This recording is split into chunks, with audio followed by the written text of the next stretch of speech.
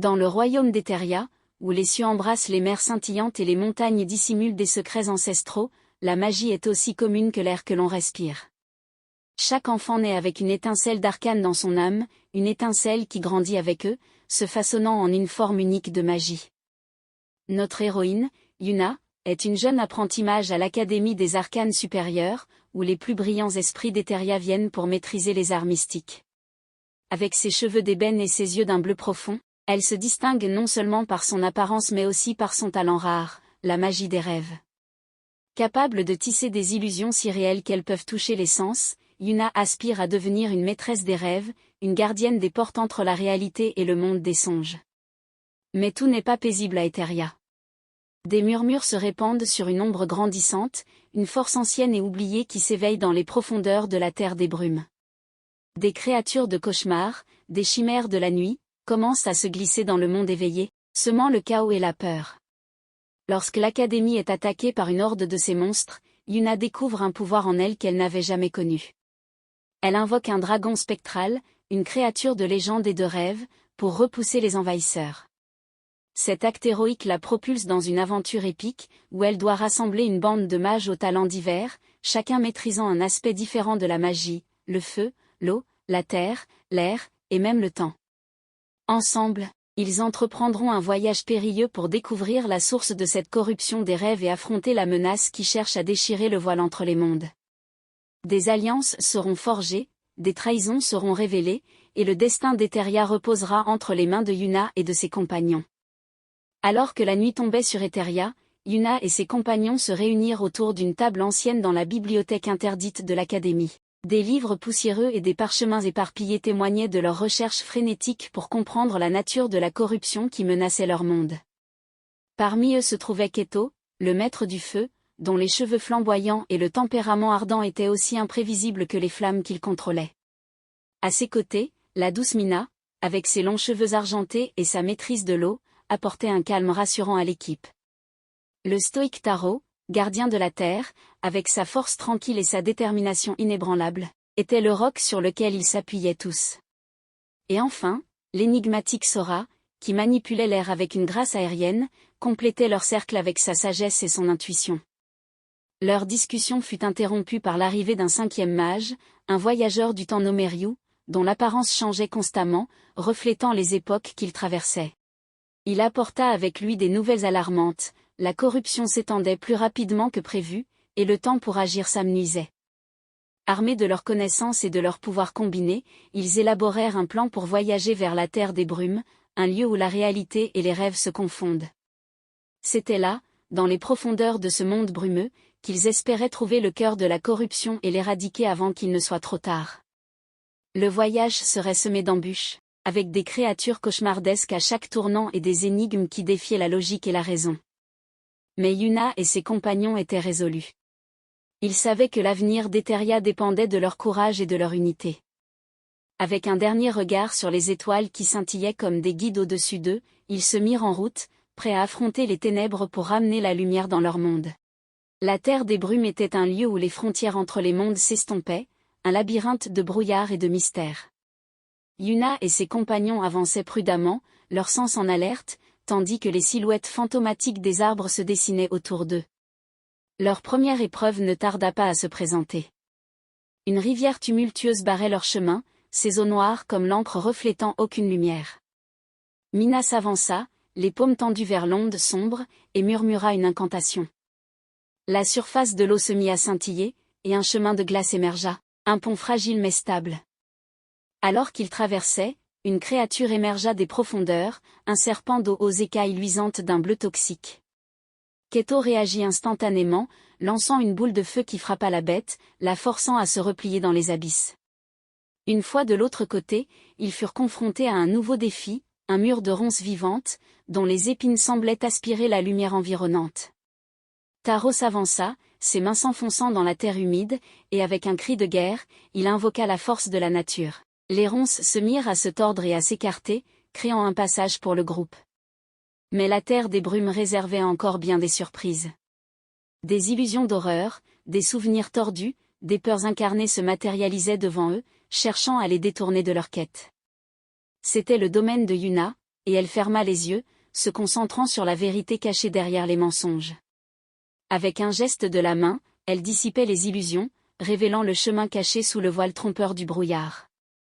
Ils avancèrent ainsi, surmontant chaque obstacle grâce à leur magie et à leur détermination, jusqu'à ce qu'ils atteignent le cœur de la terre des brumes. Là, dans une clairière baignée d'une lumière irréelle, se dressait un arbre gigantesque, ses racines plongeant dans les fondements mêmes du monde. C'était l'arbre des rêves, le gardien de la frontière entre la réalité et l'imaginaire. Soudain, l'air se chargea d'une énergie palpable, et une silhouette se détacha de l'arbre. C'était l'architecte des cauchemars, le maître de la corruption, qui les attendait, un sourire cruel aux lèvres. Face à l'architecte des cauchemars, Yuna et ses compagnons se tenaient fermes, unis par la volonté de protéger leur monde. L'architecte, avec sa voix qui résonnait comme le vent à travers les branches mortes, se moqua de leur détermination. Vous ne pouvez arrêter l'inévitable, enfants des étoiles. Les cauchemars sont aussi anciens que les rêves eux-mêmes. Ryu, le voyageur du temps, s'avança, son regard traversant les âges. Peut-être, mais chaque nuit a son aube. Et nous sommes l'aube d'Eteria. Avec ces mots, il créa une boucle temporelle autour de l'architecte, le piégeant dans un instant éternel. Keto et Mina combinèrent leurs pouvoirs, créant une tempête de feu et d'eau, une danse de vapeur et de flammes qui encercla l'ennemi. Taro éleva un mur de pierre pour les protéger, tandis que Sora, avec un souffle puissant, alimenta la tempête. Yuna, concentrée, ferma les yeux et plongea dans le monde des rêves. Elle chercha la source de la corruption, un fil noir tissé dans la trame des songes. Avec une précision chirurgicale, elle commença à défaire le fil, à dénouer la corruption de l'intérieur. L'architecte hurla, sa forme se tordant alors que ses créations cauchemardesques se dissipaient en fumée. Vous ne comprenez pas. Sans moi, les rêves perdront leur force, cria-t-il. Non, répondit Yuna, sa voix aussi claire que la vérité. Les rêves n'ont pas besoin de toi. Ils ont besoin de liberté, de créativité, et surtout, d'espoir. Et avec un dernier effort, elle brisa le fil noir, libérant les rêves de leur prison. L'architecte des cauchemars s'évanouit, et la terre des brumes se dissipa, révélant un ciel d'un bleu pur. L'arbre des rêves, maintenant libéré de la corruption, fleurit soudainement, ses fleurs éclatantes symbolisant le renouveau d'Eteria. Les compagnons, épuisés mais triomphants, se regardèrent, sachant qu'ils avaient changé le cours de l'histoire. Ensemble, ils avaient vaincu l'obscurité et ramené la lumière dans leur monde. Et tandis que l'aube se levait, ils savaient que leur aventure ne faisait que commencer. Après avoir vaincu l'architecte des cauchemars, Yuna et ses compagnons se retrouvèrent face à un nouveau défi. Alors que la paix semblait être revenue à Eteria, des signes inquiétants commencèrent à apparaître. Des éclipses imprévues obscurcissaient le ciel, et des étoiles tombaient comme des larmes de la voûte céleste. Intriguée par ces phénomènes, Yuna consulta l'arbre des rêves, qui lui révéla une prophétie oubliée. Selon cette dernière, les étoiles annonçaient l'arrivée d'une ère nouvelle, mais pour cela, il fallait traverser les voiles de l'aurore, une dimension parallèle où le futur d'Eteria se tissait. Déterminés à protéger leur monde, nos héros se lancèrent dans une quête pour trouver les voiles de l'aurore. Leur voyage les mena à travers des contrées inexplorées, où la réalité elle-même semblait être tissée de fils d'or et d'argent. Sur leur chemin, ils rencontrèrent des alliés inattendus, les veilleurs des étoiles, des êtres anciens qui avaient observé les cieux depuis des temps immémoriaux. Ces sages leur offrirent des artefacts célestes, des clés pour déverrouiller les portes des voiles de l'aurore. Avec ces clés en main, Yuna et ses amis atteignirent le sommet de la montagne de l'Aube, où un portail scintillant les attendait. Ils franchirent le seuil, et se retrouvèrent dans un monde de lumière pure, où chaque pensée prenait forme, et chaque rêve avait le pouvoir de changer la réalité. Ils durent apprendre à maîtriser leurs propres désirs et peurs, car dans les voiles de l'aurore, tout ce qui était imaginé devenait vrai. C'était un test de leur volonté et de leur cœur, car pour façonner l'avenir d'Eteria, ils devaient d'abord affronter leurs propres ombres. Dans les voiles de l'aurore, Yuna et ses compagnons découvrirent que leurs pensées pouvaient modeler la réalité. Cependant, cette capacité était à double tranchant, car les doutes et les peurs pouvaient tout aussi facilement se manifester en obstacles tangibles.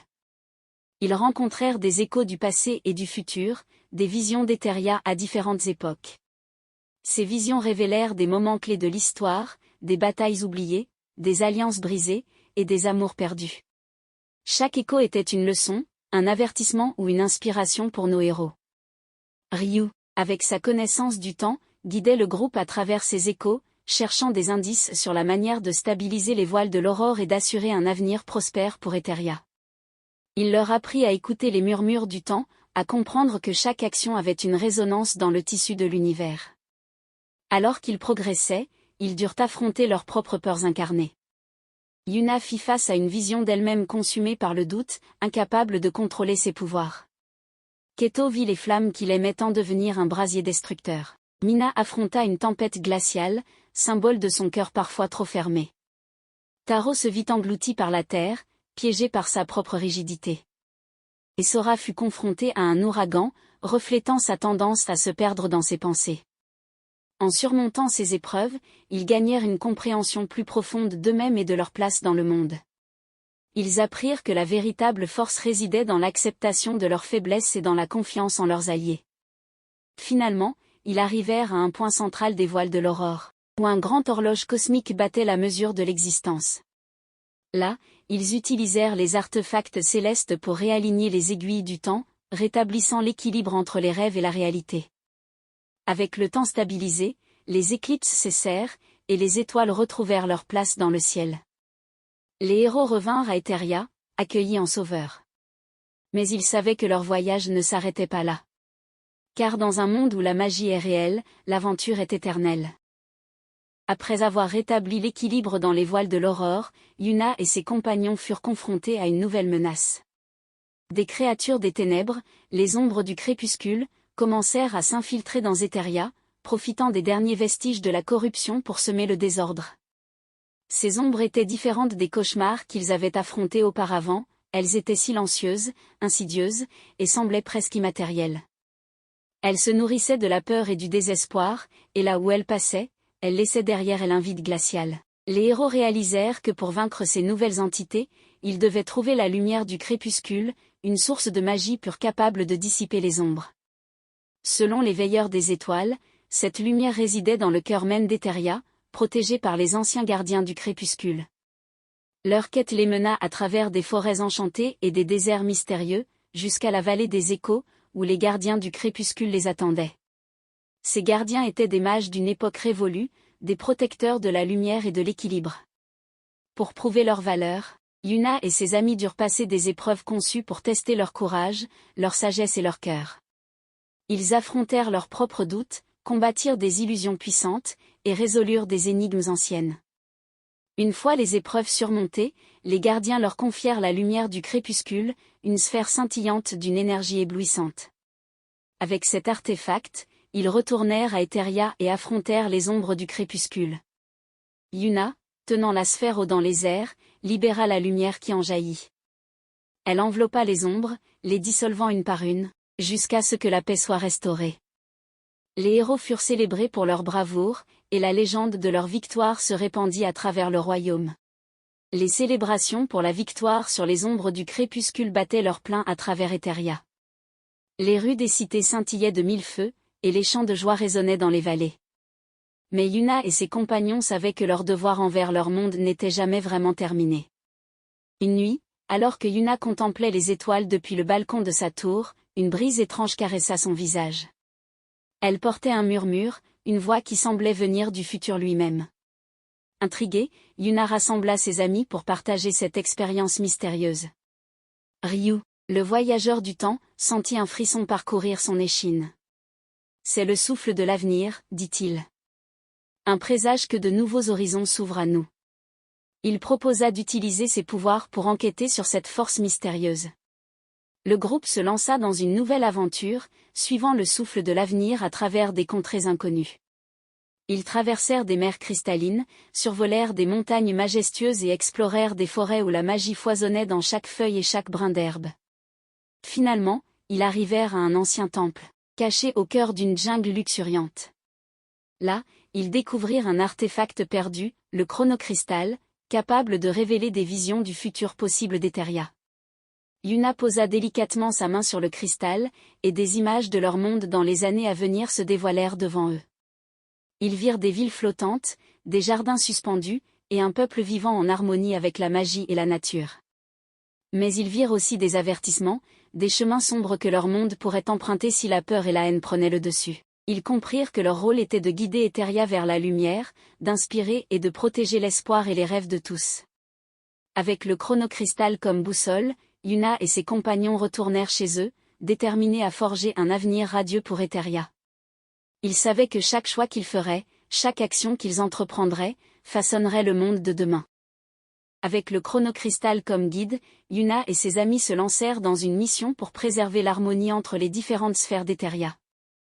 Ils voyagèrent à travers le royaume, partageant les visions du futur qu'ils avaient vues et inspirant les gens à œuvrer pour un monde meilleur. Leur périple les mena à la rencontre de diverses cultures et créatures, chacune avec sa propre magie et ses traditions. Ils apprirent des chants anciens des sirènes de la mer de cristal, qui pouvaient apaiser les tempêtes les plus violentes. Ils étudièrent les runes des nains des montagnes de l'écho, capables de renforcer les structures les plus fragiles. Mais leur plus grande découverte fut celle des sphères harmoniques, des instruments divins dispersés à travers le monde, dont la musique avait le pouvoir d'unir les cœurs et les esprits. Ces sphères avaient été perdues au fil des siècles, et leur musique n'était plus qu'un lointain souvenir. Yuna et ses compagnons se mirent en quête de retrouver ces sphères. Ils explorèrent des temples oubliés, des bibliothèques secrètes et des cavernes cachées. Chaque sphère retrouvée apportait une nouvelle mélodie à leur cause, renforçant l'unité d'Eteria. Alors qu'ils rassemblaient les sphères harmoniques, une symphonie se forma, une mélodie qui résonnait à travers les dimensions, touchant même les cœurs les plus endurcis. Les peuples d'Eteria commencèrent à travailler ensemble, construisant les villes flottantes et les jardins suspendus qu'ils avaient vus dans leurs visions. La dernière sphère se trouvait dans le sanctuaire du silence, un lieu où aucun son ne pouvait exister. C'était le défi ultime pour nos héros, car ils devaient trouver un moyen de faire résonner la musique dans un endroit où elle ne pouvait pas vivre. Avec ingéniosité et détermination, ils découvrirent que la clé résidait dans le silence lui-même.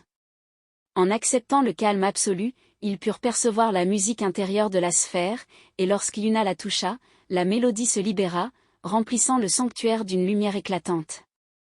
Avec toutes les sphères harmoniques réunies, la symphonie d'Eteria s'éleva, un hymne à la paix et à l'avenir. Les héros avaient non seulement préservé l'harmonie de leur monde, mais ils avaient aussi créé une nouvelle tradition, celle de l'écoute et de la compréhension mutuelle.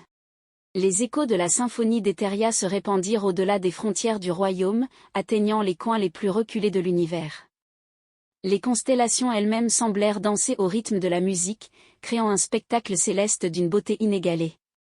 Yuna et ses compagnons furent invités par les veilleurs des étoiles à assister à ce ballet cosmique depuis l'observatoire astral, une tour ancienne qui s'élevait jusqu'aux cieux. Là, ils purent observer les constellations prendre vie, leurs formes scintillantes racontant les histoires anciennes d'Eteria. Inspirés par ce qu'ils virent, les héros décidèrent de créer un festival pour célébrer l'harmonie entre le ciel et la terre. Ils appelèrent cet événement la danse des constellations, un moment où tous les habitants d'Eteria pouvaient partager leurs rêves et leurs espoirs sous le regard bienveillant des étoiles. Le festival fut un succès retentissant. Des mages de toutes les écoles vinrent présenter leurs sortilèges les plus spectaculaires, des artisans exposèrent leurs œuvres inspirées par les astres, et des conteurs narrèrent des légendes épiques sous un dôme d'étoiles filantes. Mais alors que la fête battait son plein, une découverte surprenante vint bouleverser la nuit. Une nouvelle étoile apparut dans le ciel, brillant d'une lumière douce et mystérieuse. Les veilleurs des étoiles révélèrent que cette étoile était un signe, le début d'une nouvelle ère pour Eteria et peut-être même pour l'univers tout entier. Yuna, touchée par la beauté de l'étoile, sentit un lien profond se tisser entre elle et cette lumière lointaine. Elle comprit que leur voyage n'était pas seulement celui d'un groupe de héros, mais celui de tout un peuple, uni par la magie et guidé par les étoiles. Avec cette révélation, Yuna et ses amis savaient que leur mission était loin d'être terminée. Ils avaient apporté l'harmonie à Eteria, mais maintenant, ils devaient veiller à ce que cette harmonie se propage à travers les étoiles, pour que la danse des constellations continue d'inspirer les générations futures. La nouvelle étoile dans le ciel d'Eteria, baptisée l'étoile de l'espoir, devint un symbole de la promesse d'un avenir radieux. Yuna et ses compagnons, guidés par cette lumière nouvelle, se mirent en quête de comprendre son message et son origine. Leur voyage les mena à la découverte d'une ancienne prophétie, cachée dans les archives les plus secrètes de l'Académie des Arcanes. La prophétie parlait d'une constellation perdue, une famille d'étoiles qui avait veillé sur Etheria depuis le commencement des temps, mais qui avait été oubliée par les habitants du royaume. Selon la légende, ces étoiles étaient les gardiennes de la sagesse ancienne et détenaient les clés de pouvoirs inimaginables. Pour retrouver cette constellation perdue, Yuna et ses amis devaient rassembler les fragments d'un artefact céleste, le prismarque, dispersé à travers le monde. Leur quête les conduisit à travers des déserts de sable noir, où les étoiles se reflétaient sur les dunes comme des joyaux scintillants. Ils plongèrent dans les profondeurs des océans d'Etheria, où les coraux luminescents chuchotaient les secrets des marées. Ils grimpèrent au sommet des plus hautes montagnes, où le vent portait les échos des astres. Chaque fragment du prismarque révélait une partie de la carte céleste, et au fur et à mesure de leur assemblage, la constellation perdue commença à se dessiner dans le ciel nocturne. Les étoiles de l'espoir, comme elles furent nommées, brillaient d'une lumière douce, guidant les héros vers leur prochaine destination. Finalement, avec le prismarque complet, Yuna et ses compagnons purent invoquer la constellation perdue. Les étoiles descendirent du ciel sous la forme de créatures lumineuses, les avatars de l'espoir, qui partagèrent avec eux la sagesse des âges. Les avatars révélèrent que l'Etheria avait toujours été destinée à être un phare de lumière dans l'univers, un lieu où la magie et les rêves pouvaient prospérer sans limite. Ils confièrent à Yuna et à ses amis la mission de veiller sur ce destin, de cultiver l'espoir et de protéger la lumière contre les ténèbres qui pourraient ressurgir. Avec la bénédiction des avatars de l'espoir, nos héros retournèrent à Etheria, porteurs d'une nouvelle ère de prospérité et d'harmonie. Ils devinrent les légendes vivantes, les protecteurs du royaume, et les veilleurs des étoiles, guidant leur peuple vers un futur où tout était possible. Alors que la paix et l'harmonie régnaient sur Etheria, Yuna et ses compagnons ressentirent un changement subtil dans l'air. L'étoile de l'espoir, qui avait guidé leur chemin, commença à pulser d'une lumière plus intense, comme si elle tentait de communiquer avec eux. Les avatars de l'espoir réapparurent, révélant que l'étoile de l'espoir était en réalité le cœur d'une ancienne déesse, Astra, la mère de toutes les constellations. Elle avait veillé sur Etheria depuis le commencement, mais son essence avait été fragmentée à travers le temps et l'espace. Pour restaurer Astra à sa pleine puissance et assurer la protection éternelle d'Etheria, nos héros devaient entreprendre une quête pour retrouver les fragments de son cœur dispersés dans les royaumes voisins. Chaque fragment était gardé par des créatures mythiques, des gardiens célestes qui testeraient leur force et leur esprit. Leur première destination fut le royaume des aurores, un pays où le soleil ne se couchait jamais, et où les aubes étaient éternelles. Là, ils rencontrèrent le phénix de l'aube, un oiseau majestueux dont les plumes irradiaient la lumière du premier matin du monde. Yuna et ses amis durent prouver leur courage en aidant le phénix à renaître de ses cendres, un cycle sacré qui assurait la continuité de la lumière. En échange, le phénix leur offrit le premier fragment du cœur d'Astra, une gemme scintillante d'une chaleur réconfortante. Leur voyage les conduisit ensuite au royaume des crépuscules, un lieu de douce mélancolie et de réflexion. Là, ils durent affronter le dragon des étoiles, une créature dont le souffle pouvait tisser la nuit. En partageant avec lui des histoires de leurs aventures, ils gagnèrent sa confiance et le deuxième fragment du cœur d'Astra.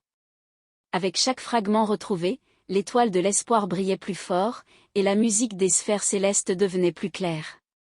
Les habitants d'Etheria commencèrent à entendre le chant des étoiles, une mélodie qui unissait tous les êtres vivants dans un espoir commun. Finalement, après avoir traversé des épreuves et des merveilles, Yuna et ses compagnons rassemblèrent tous les fragments du cœur d'Astra. Dans un rituel ancien, ils les réunirent, et la déesse Astra se matérialisa devant eux, une figure maternelle et bienveillante, sa présence apaisant les cœurs et les esprits. Astra les remercia pour leur dévouement et leur promit que tant que les étoiles brilleraient, Etheria serait sous sa protection. Elle s'éleva dans le ciel, devenant une avec l'étoile de l'espoir, et sa lumière enveloppa le monde d'une étreinte éternelle.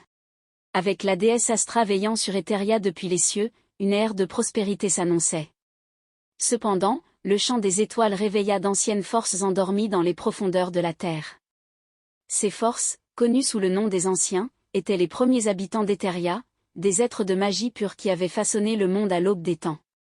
Les Anciens, bienveillants mais puissants, émergèrent de leur sommeil millénaire, intrigués par la transformation de leur création. Ils observèrent les peuples d'Etheria, leur culture et leur magie, et virent que leurs descendants avaient prospéré. Yuna et ses compagnons furent convoqués par les Anciens pour partager les récits de leurs aventures. Les Anciens écoutèrent avec attention, leurs yeux scintillants de fierté et de nostalgie pour les époques révolues. Impressionnés par la bravoure et la sagesse des héros, les anciens leur offrirent leur bénédiction et leur connaissance. Ils enseignèrent à Yuna et à ses amis des sortilèges anciens, des incantations qui pouvaient guérir les terres et apaiser les cieux. Avec ces nouveaux pouvoirs, nos héros aidèrent à rétablir des régions d'Eteria qui avaient été négligées ou endommagées par le temps. Ils plantèrent des jardins où la faune et la flore pouvaient s'épanouir, et ils purifièrent des rivières dont les eaux chantaient à nouveau des mélodies claires. Mais les anciens avertirent également Yuna et ses compagnons d'un danger lointain, une force obscure qui cherchait à perturber l'équilibre de l'univers. Ils devaient rester vigilants, car la paix d'Eteria dépendait de leur capacité à protéger la lumière contre les ténèbres. Avec la sagesse des anciens coulant dans leurs veines, Yuna et ses amis se préparèrent pour le jour où ils devraient défendre leur monde une fois de plus. Ils savaient que tant qu'ils resteraient unis, aucun mal ne pourrait briser l'harmonie qu'ils avaient si ardemment forgée. Les anciens avaient prévenu Yuna et ses compagnons de la menace lointaine qui planait sur l'univers. Alors que la paix régnait sur Eteria, une ombre insidieuse commença à s'étendre au-delà des confins connus, une ténèbre qui cherchait à engloutir les étoiles et à étouffer la lumière d'Astra. Les héros sentirent le changement dans l'air, une fraîcheur qui glaçait l'âme, et ils surent que le moment était venu de faire face à cette nouvelle épreuve. Ils se rassemblèrent, déterminés à protéger leur monde et à maintenir l'harmonie qu'ils avaient si durement acquise. Avec la sagesse des anciens et la bénédiction d'Astra, ils voyagèrent vers les confins de l'espace, là où les étoiles naissent et meurent. Ils découvrirent un abysse, un vide entre les galaxies, d'où émanait la sombre menace. Yuna, armée du prismarque et guidée par le chant des étoiles, dirigea ses amis dans l'obscurité. Ils rencontrèrent des créatures faites d'absence, des spectres qui cherchaient à les désorienter et à les séparer. Mais la lumière d'Astra brillait en eux, un phare qui ne pouvait être éteint. Ils affrontèrent l'entité à l'origine de l'ombre, un être ancien qui avait été banni dans l'abysse pour ses désirs de domination. Ce néant, comme il se nommait, convoitait la lumière d'Eteria, voulant la servir pour échapper à son exil éternel. Le combat fut épique, une lutte entre la lumière et l'obscurité, l'espoir et le désespoir. Les héros utilisèrent toute leur magie et leur ingéniosité pour repousser le néant, chaque sortilège renforcé par l'amour qu'ils portaient pour leur monde. Finalement, Yuna trouva la faille dans l'armure du néant. Elle invoqua le pouvoir du prismarque, et avec un cri de défi, elle libéra une explosion de lumière pure. Le néant hurla, sa forme se dissolvant sous l'assaut de la lumière, jusqu'à ce qu'il ne reste plus rien que le vide d'où il était venu. Les héros retournèrent à Eteria, victorieux mais humbles. Ils avaient appris que même dans la plus profonde obscurité, la lumière pouvait triompher, et que l'espoir était une force sans égale. Après avoir repoussé le néant et rétabli la lumière dans l'univers, Yuna et ses compagnons furent confrontés à une réalité inattendue, le tissu du temps lui-même avait été perturbé par leur combat cosmique. Des failles temporelles commencèrent à apparaître à travers Eteria, menaçant de défaire l'histoire et l'avenir. Les héros se tournèrent vers Ryu, le voyageur du temps, pour qu'il les guide à travers ce nouveau défi. Avec son aide, ils découvrirent l'existence des gardiens du temps, des êtres qui veillaient sur les flux temporels et s'assuraient que le passé, le présent et le futur restaient en harmonie. Pour restaurer l'ordre, Yuna et ses amis entreprirent une quête pour trouver les clés du temps, des artefacts dispersés à travers les âges et capables de sceller les failles. Ils voyagèrent à travers des époques révolues, témoins des grands événements qui avaient façonné Eteria. Dans les ruines d'une cité antique, ils trouvèrent la première clé, gardée par un dragon du temps, une créature dont les écailles reflétaient les ères passées. En partageant avec lui la sagesse des anciens, ils gagnèrent sa confiance et la clé. Leur voyage les mena également dans le futur, où ils rencontrèrent leurs propres descendants, des mages qui avaient hérité de leur héritage et continuaient leur lutte contre les ténèbres. Ces mages du futur leur offrirent la deuxième clé, forgée dans l'espoir d'un lendemain meilleur. Avec les clés du temps en leur possession, Yuna et ses compagnons scellèrent les failles temporelles, réparant les déchirures dans le voile du temps. Les gardiens du temps apparurent alors devant eux, des figures majestueuses enveloppées dans des robes tissées d'instants éternels. Les gardiens remercièrent les héros pour leur courage et leur dévouement. En signe de gratitude, ils leur offrirent un don précieux, la capacité de sentir les moments clés de l'histoire, de comprendre comment chaque action pouvait influencer le futur. Fortifiés par cette nouvelle compréhension du temps, Yuna et ses amis retournèrent à leur époque, prêts à affronter tout ce que l'avenir leur réservait. Ils savaient que chaque instant était précieux et que leur légende continuerait à inspirer les générations à venir. La réparation des failles temporelles et la bénédiction des gardiens du temps avaient ouvert une nouvelle voie pour Yuna et ses compagnons. Ils étaient devenus des sages, des protecteurs d'Eteria dotés d'une profonde compréhension des mystères de l'univers. Leur nouvelle mission les conduisit à voyager non seulement à travers le temps, mais aussi à travers les dimensions, explorant des mondes parallèles où Eteria existait sous des formes différentes. Dans chaque monde, ils découvrirent des facettes uniques de la magie et rencontrèrent des versions alternatives d'eux-mêmes, chacune avec sa propre histoire à raconter. Dans un monde, Eteria était un royaume technologique avancé, où la magie et la science s'étaient fusionnées pour créer une société où tout était possible grâce à l'alchimie des éléments. Yuna et ses amis apprirent de cette Eteria comment intégrer la technologie dans leur propre monde pour améliorer la vie de tous. Dans un autre monde, ils trouvèrent une Eteria en paix depuis des millénaires, un lieu où la guerre et le conflit avaient été oubliés, remplacés par la méditation et la quête spirituelle. Les sages de cette Eteria partagèrent avec eux les secrets de l'équilibre intérieur, renforçant leur capacité à maintenir la paix dans leur propre dimension. Mais c'est dans un monde sombre, une Eteria où les ténèbres avaient triomphé, que Yuna et ses compagnons furent confrontés à leurs plus grands défis. Ils durent affronter leurs propres peurs et doutes incarnés, combattant pour libérer cette Eteria de l'emprise des ombres. Avec chaque monde visité, les sages d'Eteria tissèrent un réseau d'alliances et de connaissances, créant un multivers où la lumière et l'espoir pouvaient se propager sans fin. Ils devinrent des légendes non seulement dans leur propre monde, mais dans tous les mondes, des héros célébrés pour leur sagesse et leur courage. Les sages d'Eteria, ayant exploré les dimensions et tissé des liens à travers le multivers, se retrouvèrent face à une harmonie sans précédent. Mais avec cette harmonie vint une nouvelle responsabilité, celle de maintenir la communication et l'unité entre les innombrables mondes. Yuna, Ryu, et leurs compagnons établirent le Conseil du Multivers, une assemblée de mages, de sages, et de héros de toutes les dimensions. Leur but était de partager les connaissances, de résoudre les conflits, et de préserver l'équilibre de la magie à travers le tissu de la réalité. Le Conseil se réunissait dans l'Interstice, un sanctuaire situé entre les mondes, accessible par des portails magiques. Là, les représentants de chaque Eteria apportaient leurs perspectives uniques, enrichissant le multivers de leur diversité. Yuna fut élue première gardienne du multivers, un titre qui reflétait son rôle de protectrice et de médiatrice. Sous sa direction, le Conseil travailla à construire des ponts entre les mondes, créant des alliances solides et une paix durable. Mais la paix n'était jamais acquise, et les sages durent parfois intervenir pour empêcher des forces malveillantes de perturber l'harmonie. Ils affrontèrent des sorciers corrompus, des démons dimensionnels, et même des entités cosmiques qui cherchaient à imposer leur volonté sur les mondes libres. À chaque fois, les sages triomphaient grâce à leur unité et à leur détermination.